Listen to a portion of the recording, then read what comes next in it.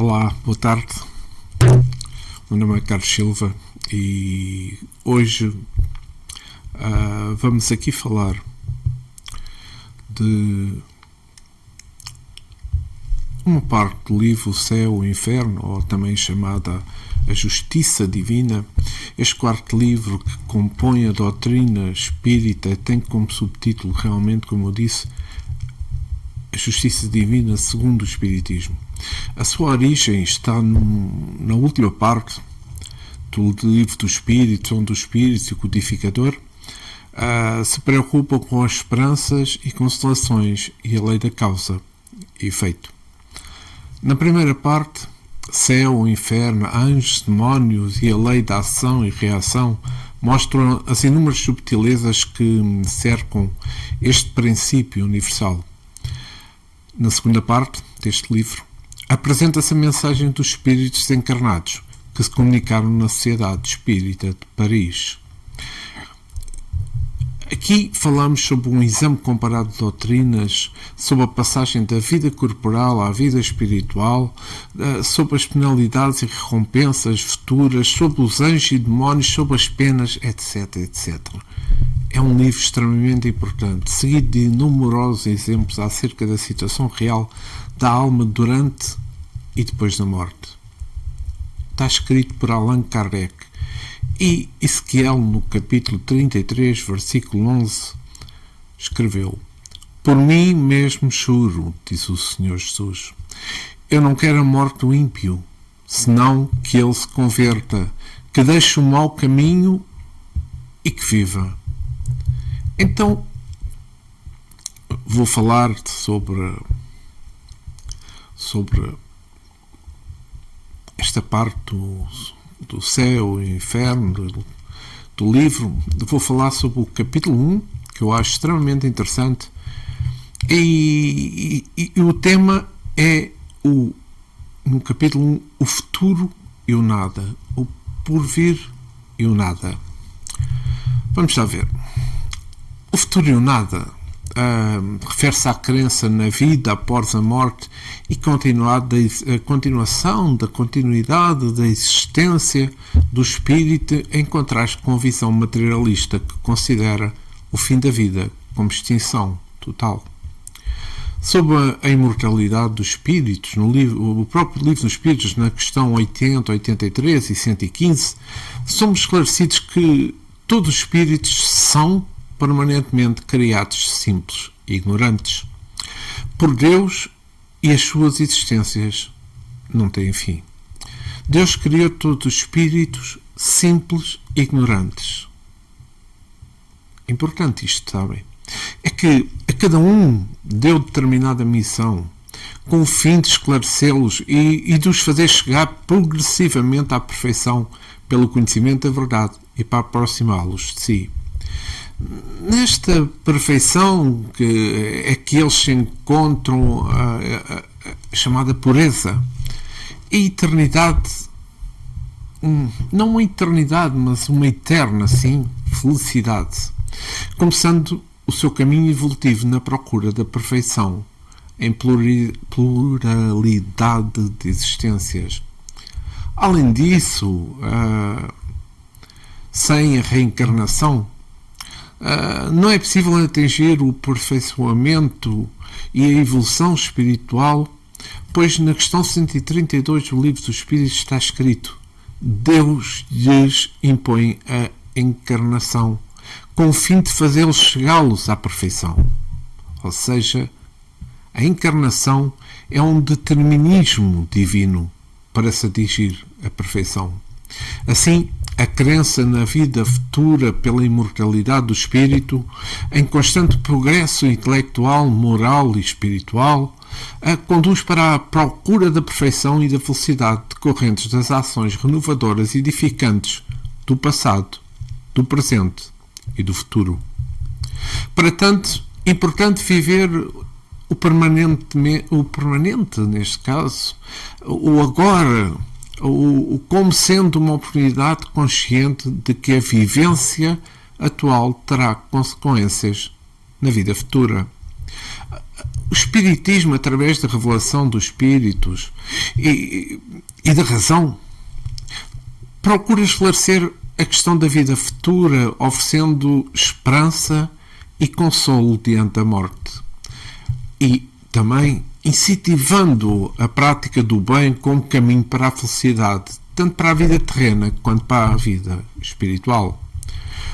O Espiritismo também nos revelou que somos espíritos encarnados com o objetivo de resgate das nossas faltas passadas e, sobretudo, somos apetrechados do livre-arbítrio. A filosofia espírita foi quem analisou com lógica estas duas grandezas, o livre-arbítrio e a responsabilidade, ou o livre-arbítrio e a fatalidade, através das ferramentas da lei causa e efeito em reencarnação. Seguindo o entendimento dos espíritos benfeitores, o ser é livre para as suas escolhas, boas ou más. Este é o livre-arbítrio, que se prende irresistivelmente às consequências da sua livre sementeira, e isso é a responsabilidade. Logo, estes dois conceitos relacionam-se o tempo todo, durante toda a vida do espírito, colhendo do passado e faz novas sementeiras. Também posso dizer que somos todos seres individuais, conservando a nossa personalidade e individualidade após o desprendimento do corpo físico, e que estamos vivendo neste plano material de uma forma temporária, sempre tendo em conta a programação reencarnatória no plano espiritual. Esta parte é importante, porque ao deixarmos o corpo físico, fazemos um retorno à nossa vida, a verdadeira vida, a nossa vida espiritual. Aqui, quanto à programação reencarnatória, estava referindo à chamada programação, que nos comprometemos no plano espiritual com o objetivo de progredirmos moralmente e intelectualmente, sempre em planetas como a Terra, que são planetas de provas e expiações, infelizmente, que está perto do seu fim. Ou seja, o fim do planeta de provas e expiações, passando por um planeta de regeneração. É um processo, esta parte das experiências reencarnatórias, é um processo que visa a evolução espiritual do indivíduo, permitindo que ele aprenda com os seus erros. Mas também é uma coisa importante, que ele desenvolva as suas virtudes. Isso é muito, muito importante. A programação reencarnatória tem em conta a lei da causa e efeito. Todos sabemos o que é a lei da causa e efeito. Procurando equilibrar as ações passadas em equiparação com as experiências futuras. Então, como é que funciona isto da programação reencarnatória? No Espiritismo, a programação reencarnatória refere-se ao processo em que os espíritos, antes de reencarnar, ou seja, estão no plano espiritual antes de passarem para o plano físico, elaboram um plano para as suas vidas, com o objetivo de aprender, de evoluir, espiar, como nós queremos dizer, conseguimos alterar e, no sentido do bem, todos os erros que fizemos no passado. Esta programação não é um destino fixo ou imutável, mas sim acaba por ser um guia com oportunidades de crescimento e também de expiação, como eu disse, onde o livre-arbítrio do indivíduo ainda desempenha um papel fundamental, como todos nós sabemos. Então, o conceito central é que a programação reencarnatória é a ideia de que nossas vidas terrenas são elaboradas no plano espiritual, com a participação do próprio espírito e de outros espíritos mais experientes, como os guias espirituais. Aqui, vamos lá ver, aqui nesta parte da programação, nós podemos pensar assim: mas eu quero fazer isto, eu quero fazer aquilo, eu quero fazer aquilo outro. É claro que os outros espíritos mais experientes e os guias espirituais nos alertam para: não consegues fazer tudo, tens que fazer só umas coisas. O teu plano é este, este e este, e não queiras fazer 10 coisas quando 3 é mais que suficiente para ti e não aguentas fazer mais. É como um alerta que aqui acontece. Qual é que é o objetivo? O objetivo é oferecer ao espírito a oportunidade de aprendizado, a expiação dos erros passados e evolução moral. A programação não termina todos os estágios da vida, mas sim as provas e expiações que serão enfrentadas, permitindo que o espírito use o seu livre-arbítrio para aprender a progredir. Então, em alguns casos, o próprio espírito, em muitos casos mesmo, o próprio espírito participa nessa programação, escolhendo as provas. Mas em muitos casos de desorientação espiritual que tenha espírito, aí não será ele a escolher as provas, serão os espíritos superiores a ordenar que tipo de provas é que ele vai fazer. Ou seja, a programação leva em consideração o contexto familiar também, o contexto social e também as condições que o espírito irá encontrar, visando optimizar as oportunidades de aprendizado e de crescimento. Senão, porque é que o espírito haveria de reencarnar-se se não tinha condições ainda de ultrapassar algumas situações de expiação que ele necessita para o seu progresso espiritual? Então, aqui falamos qual é que é a importância do livre-arbítrio. Embora exista uma programação, o livre-arbítrio do espírito encarnado é fundamental. As escolhas, as ações do próprio indivíduo durante a vida podem alterar o curso do planeamento, permitindo que ele se aproveite e perca as oportunidades de aprendizado. Mas há uma coisa que existe, é que a programação reencarnatória não retira a responsabilidade do espírito sobre as suas escolhas e sobre as suas ações, pois é através dessas escolhas que ele aprende e que ele evolui.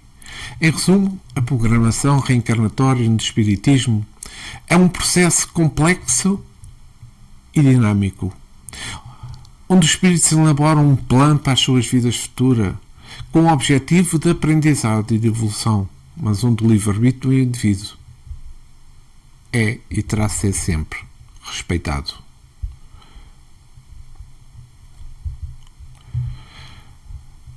Então, vamos continuar, porque aqui eu já escrevi esta parte, dizer que sobre o livre-arbítrio. O livre-arbítrio é a capacidade de escolher entre o bem e o mal. E vou tentar explicar. Como falei no Espiritismo, o livre-arbítrio é a capacidade de que o ser humano possui de escolher os seus próprios caminhos e assumir a responsabilidade das suas ações, quer sejam boas, quer sejam más. É uma propriedade inerente ao espírito. Sim, senhor. Que se envolve com evolução e com aprendizagem. O livre-arbítrio não é um atributo inato, mas sim uma conquista gradual, onde o indivíduo, ao longo das suas reencarnações, aprende a discernir e a escolher com as coisas com mais sabedoria. Daí a maturidade. Então, o livre-arbítrio permite que cada pessoa pense e age de acordo com a sua vontade, tornando as decisões e assumindo também algo importante de esclarecer: as consequências. A liberdade de escolha está intrinsecamente ligada à responsabilidade. Cada ação, seja boa ou má, gera consequências para o indivíduo e para aqueles que estão ao seu redor. Como eu falei anteriormente, o livre-arbítrio não é algo estático, mas sim um processo de aprendizado constante e de crescimento. À medida que o espírito evolui, a sua capacidade de discernimento e as suas escolhas se tornam mais conscientes e responsáveis. O livre-arbítrio influencia a construção do nosso destino. As escolhas feitas hoje moldam moldam o caminho que iremos percorrer no futuro, tanto na vida que estamos como nas vidas futuras. O uso do livre-arbítrio envolve a procura pela harmonia das suas leis divinas que visam o bem e a evolução espiritual. Mas ele equilibra as nossas necessidades de desejo com o bem maior, procurando sempre a prática do amor e da compreensão. E também sabemos que cada um é responsável das suas escolhas, das suas consequências, sendo livre para escolher o caminho que deseja melhor, mas também colhendo os frutos das suas ações. Vejamos, se nós temos uma programação reencarnatória na qual devemos seguir aquele caminho, vamos no futuro ser homens de bem, vamos no futuro ser homens que vamos ajudar aqueles que têm necessidades. Mas, como temos o livre-arbítrio, se escolhemos um caminho errado, onde pomos o orgulho, o egoísmo à frente de tudo, teremos que voltar novamente para fazer o objetivo que tínhamos proposto, que não fizemos, mas também sofrer também as consequências daquilo que fizemos que não devíamos ter feito. Então, se a programação reencarnatória foi seguida, digamos assim, se o choque carnal alterou o íntimo, se conseguimos ampliar o nosso horizonte espiritual e nos tornamos seres morais de acordo com as leis universais, ainda existe a possibilidade de falha, como falei, mas nós temos de pensar que todos nós somos espíritos imperfeitos, uns pouco, outros mais um pouco, mais um pouco, mais um pouco e outros totalmente. É que nós somos cheios de eventualidades, de viciações, de paixões. O pior cenário é a nossa falha completa do nosso plano reencarnatório. E também se prejudicarmos pessoas no caminho que fizemos, se prejudicarmos o próximo, se cultivarmos vícios e paixões puramente materiais que somente o nosso íntimo, então assim ficaremos perturbados pelas nossas próprias ações, rodeados de energia que cultivamos ao longo da nossa encarnação. E não esqueçamos que aquilo que somos aqui da Terra, igualmente seremos no plano espiritual. Pelo que, se cultivarmos desarmonia, inimizades, ódios, viciações, paixões, então estaremos rodeados desses mesmos sentimentos, dessas mesmas energias, dessas mesmas paixões, desses vícios no plano espiritual. Mas se cultivarmos o bem-estar, o amor ao próximo, corrigindo a nossa conduta moral de acordo com os exemplos de Cristo, estaremos rodeados de amigos iluminados com um ambiente elevado, mais leve e também mais saudável. Tudo isto depende de cada um de nós. Devemos apenas ponderar que a vida espiritual é algo eterno. Mas o sofrimento é passageiro, tanto o que merecemos para tal. As nossas dores terminam quando reconhecemos os nossos erros, o nosso arrependimento sincero e com humildade nos expiarmos com auxílio. A nossa evolução é eterna. Porque a misericórdia divina não permite que nós não caminhemos, e se por teimosia da nossa imperfeição falharmos, então ficaremos estacionados no degrau evolutivo que nos encontramos e prosseguiremos desde esse ponto, como eu disse há pouco, quando entregamos o nosso coração ao amor e ao próximo. E é algo que é importante dizer, é que o Pai Celeste não nos castiga. Somos nós que induzimos as nossas faltas com a nossa forma imperfeita ainda. E assim caímos em dor e, infelizmente, é assim que aprendemos, pela dor. Então, teremos que acumular amor, fazer a nossa reforma íntima, a fraternidade e esclarecimento, porque a matéria padece junto com o corpo. E aqui vamos falar de algo que que é a maior chaga que temos enquanto encarnados, ainda no plano físico. O egoísmo. É sem dúvida uma chaga da vida material que nos leva a errarmos drasticamente. Mas há algo que quero referir. Na questão 917 do Livro dos Espíritos, na pergunta de Allan Kardec, qual o meio de destruir-se o egoísmo, está escrito por só um pouco. De todas as imperfeições humanas, o egoísmo é mais difícil de desenraizar-se, porque deriva da influência da matéria, influência que o homem, ainda muito próximo da sua origem, não pode libertar, e para cujo entretenimento tudo ocorre, suas leis, sua organização social e sua educação. O egoísmo se enfraquecerá à proporção que a vida moral for predominando sobre a vida material. É sobretudo com a compreensão que a compreensão que o Espiritismo vos faculta do vosso estado futuro real e não desfigurado das ficções alegatórias.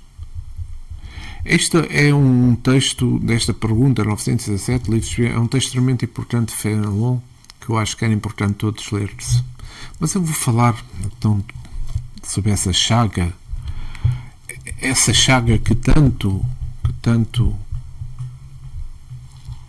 materializa, tão drástica para o ser humano. O egoísmo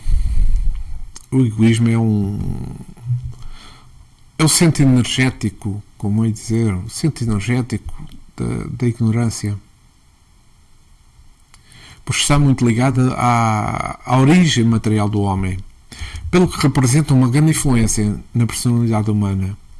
O egoísmo vai se enfraquecendo com o passar dos milénios e tenderá a desaparecer por lei universal, porque se nascemos para o amor e pelo amor, haveremos de viver somente na influência, na sua influência divina.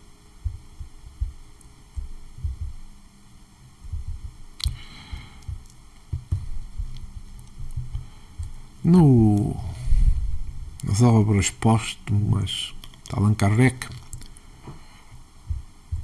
no capítulo parte 1, sobre o egoísmo e o orgulho, sobre as suas causas, efeitos e meios de destruí-los. É bem sabido que a maior parte das misérias da vida tem a origem do egoísmo dos homens. Está escrito por Kardec. Desde que cada um pensa em si antes de pensar nos outros e cogita antes de tudo para satisfazer os seus desejos. Cada um naturalmente cuida de proporcionar a si mesmo essa satisfação a todo o custo e sacrifica sem escrúpulos os interesses alheios. Assim, nas mais insignificantes coisas como nas maiores, tanto de ordem moral quanto de ordem material, daí todos os antagonismos sociais, todas as lutas, todos os conflitos e todas as misérias, visto que cada um só trata de despojar o seu próximo. O egoísmo, por sua vez, se origina do orgulho. A exaltação da personalidade leva o homem a considerar-se acima dos outros, julgando com direitos superiores, melindrar-se com o que quer que, a seu ver, constitua ofensa aos seus direitos. A importância que, por orgulho, atribui à sua pessoa, naturalmente, e torna egoísta. O egoísmo e o orgulho nascem de um sentimento natural, o instinto da conservação. Todos os instintos têm a sua razão de ser e a sua utilidade, porquanto Deus não pode ter feito inútil, nada inútil mesmo. Ele não criou o mal.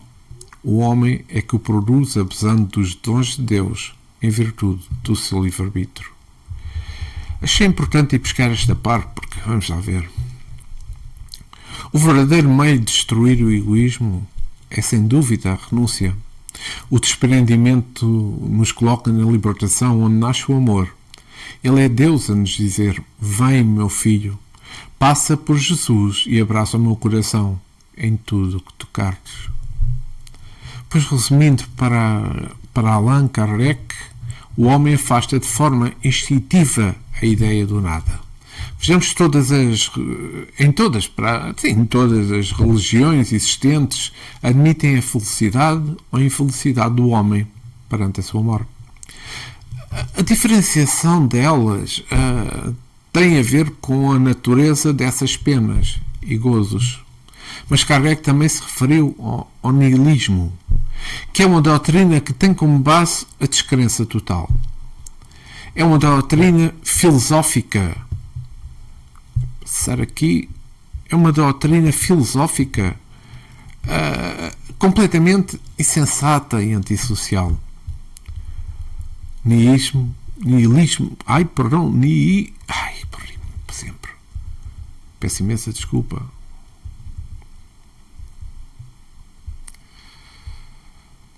O nihilismo, perco-me sempre. Ou seja, o nihilismo nega o sentido e propósito da vida.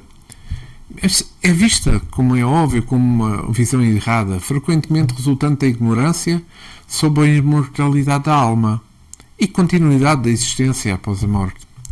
O espiritismo, ao contrário, oferece uma perspectiva que valoriza a vida, a moralidade e a procura por um propósito maior, baseada na crença na imortalidade da alma e na lei de causa e efeito, com a reencarnação como oportunidade de progresso espiritual. Kardec avisa para este grande crescimento de pessoas que cada vez mais se mostram incrédulas no que se refere ao futuro. É infelizmente aquilo que se passa no nosso planeta atualmente. Mas sabemos que o nada não existe. A fé no futuro, o crer no futuro, é que alimenta a esperança e esse sistema mata toda a esperança. No Espiritismo, a ideia do nada não existe como um conceito absoluto. O vazio total, a ausência de tudo, não é reconhecido como uma realidade. A doutrina espírita ensina-nos que tudo tem uma causa e que nada surge do nada, incluindo a própria vida e o universo. No Livro dos Espíritos,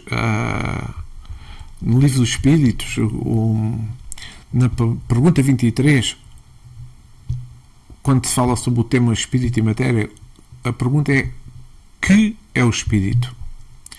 O princípio inteligente do universo, diz-nos o Espírito da Verdade. E Kardec volta a perguntar: qual a natureza íntima do espírito? E o Espírito da Verdade responde: não é fácil analisar o espírito na vossa linguagem. Para vós, ele não é nada. Por não ser palpável, para nós, entretanto, é alguma coisa. Ficai sabendo que coisa nenhuma é o nada e o nada não existe. Então, falemos se o espírito aqui é o princípio inteligente. O Espiritismo considera o espírito como uma parte inteligente e material da criação, responsável pela consciência, pelo pensamento, mas também pela ação. Essa inteligência é vista como universal, atuando em todos os níveis da existência, desde o átomo até aos seres mais evoluídos. Então, falamos da matéria. Enquanto o espírito é o princípio inteligente, a matéria é o elemento material do universo, o corpo, o invólucro, sobre a qual o espírito atua. Então temos aqui uma relação. A relação entre ambos é de causa e efeito, onde o espírito, como princípio inteligente, utiliza a matéria como instrumento de ação e também instrumento de expressão. Mas não nos é possível avaliar o espírito, dada a nossa condição ainda na Terra. A sua estrutura íntima está longe do campo da sabedoria que já dominamos. Se ainda o corpo físico é um mistério para todos nós, o que falar do espírito então? Para chegar a ele devemos percorrer vários outros campos que a alma usa como roupagem na grande caminhada evolutiva. Se existe a escola infantil para as crianças na Terra, a lei é a mesma, em-se falando do aprendizado do espírito sobre as coisas espirituais. Ainda estamos na altura do pré-escolar. A humanidade, diante da ciência da alma, está na escola primária, digamos assim, dos pequeninos que ainda somos. Não é justo que ela passe a frequentar automaticamente a universidade de um momento para o outro.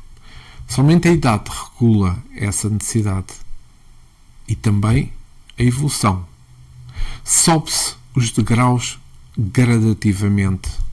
Conhecer o espírito, a composição do espírito, tudo sobre o espírito é quase, não digo quase, mas é uma base para conhecermos Deus. Ainda longe, muitíssimo longe para de nós. Assim, é o mais correto pensamento. Então, como é que nós queremos conhecer o espírito se ainda não sabemos entre nós o valor do perdão?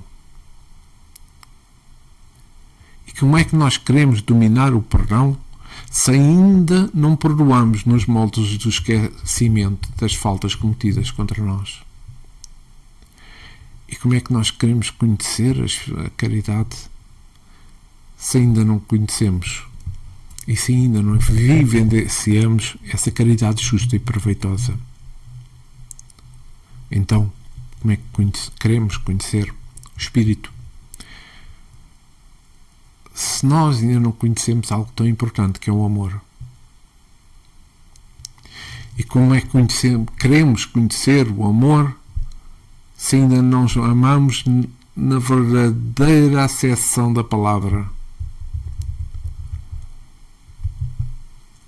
O importante aqui é que nós meditemos na distância em que nos encontramos da capacitação íntima da alma.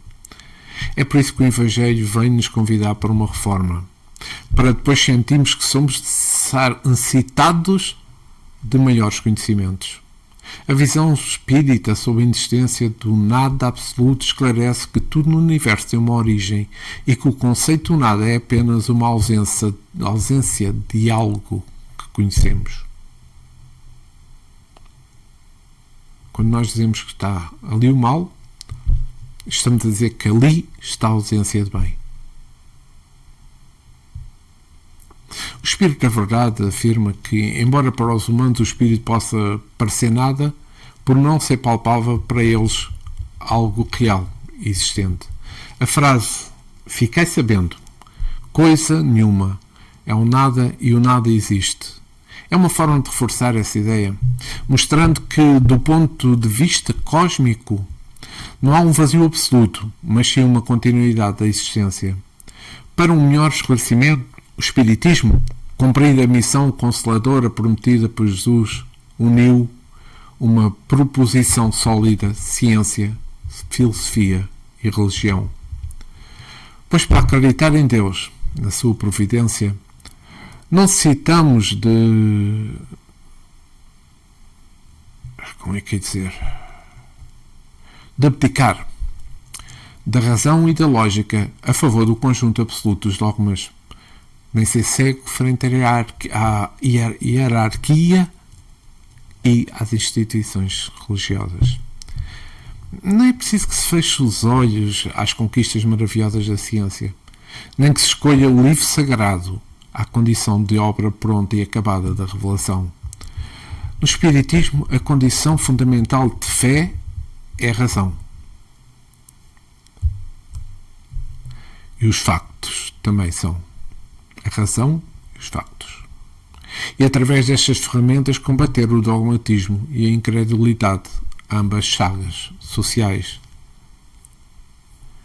E a partir da certeza da vida espiritual, da verdadeira revolução moral, ocorrerá na sociedade, como já acontece individualmente entre aqueles que abraçam sinceramente o Espiritismo. E assim cheguei ao fim deste estudo que fiz sobre esta primeira parte do Céu e o Inferno, perdão, no capítulo 1, o porvir e o nada, ou o futuro e o nada. Espero que tenham gostado e tenha ajudado a esclarecer algo. Possam ter dúvida, mas o meu objetivo é fazer compreender o Espiritismo, fazer compreender a nossa vida atual, a nossa vida futura. Espero que tenha sido o vosso agrado. Eu gostei imenso de estar convosco. Muita paz, muito amor, e que Jesus permaneça sempre connosco, agora e sempre. E que assim seja. Obrigado por terem assistido.